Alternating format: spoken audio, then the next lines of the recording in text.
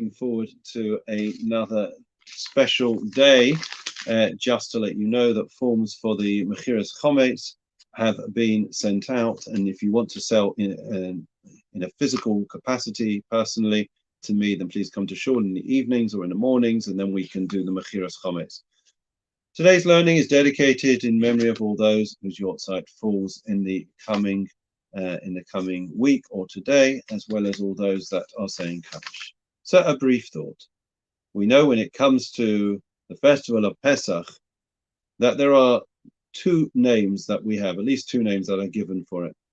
It's known as Pesach and it's known as Chag HaMatzot. Where did these two names come from?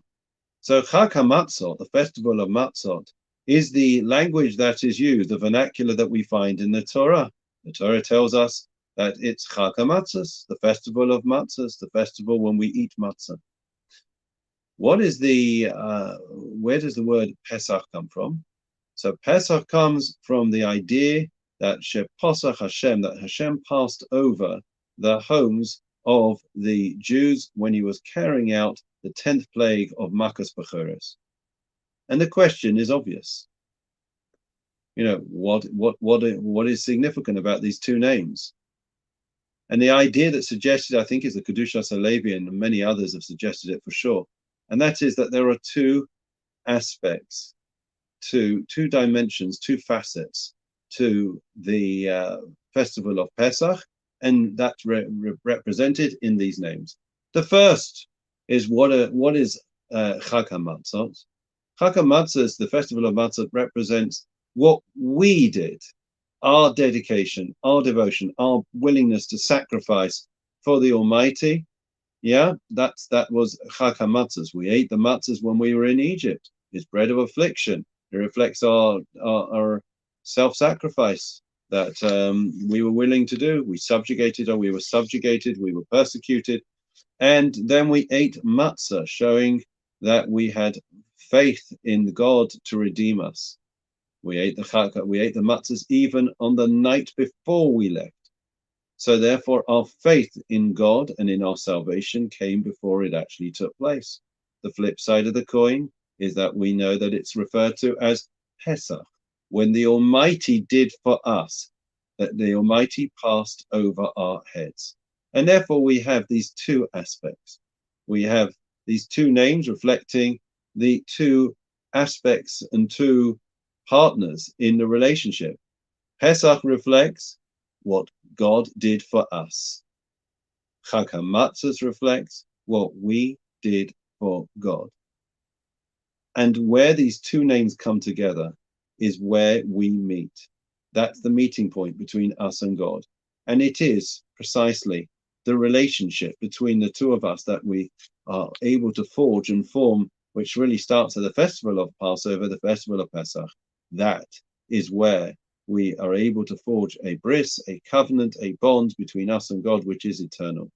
And therefore, that is our message, our lesson, our insight for us to take away as we lead up to the festival of Pesach. That we should recognize that it is a time to renew our relationship. You know, they say what you put in, you get out. Well, it's very much the case when it comes to faith, Judaism, living a Jewish life. Rabbi Sachs always said that there are two festivals that that almost every Jew keeps. That is Yom Kippur and that is Pesach. Yom Kippur is all about going without, abstinence. Most Jews in the world fast on Yom Kippur, even if they keep nothing the rest of the year. Pesach, we have to turn our homes upside down. We have to spend huge amounts of money to be able to buy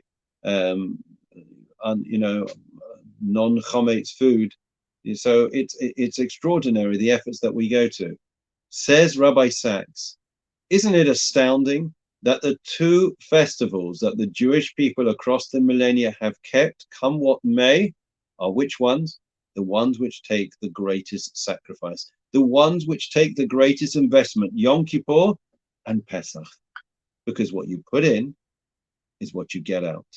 And where we've invested, where we've made sacrifices, where our children have seen by what we have done, by, they say it's that values are caught rather than taught.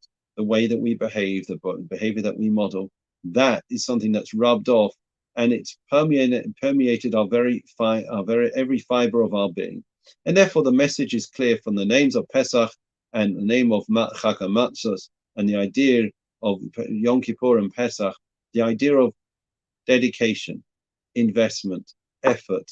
That is what is asked and being expected of us. And effort comes, sometimes we make so much effort in the lead up to Pesach that when it comes to Pesach itself, we fail to actually turn up in the way that we should. So please God, we should be able to invest in not just the preparations and the lead up, but in Pesach itself. And in that way, please God, we will see great things. Wishing everyone well, all the very best.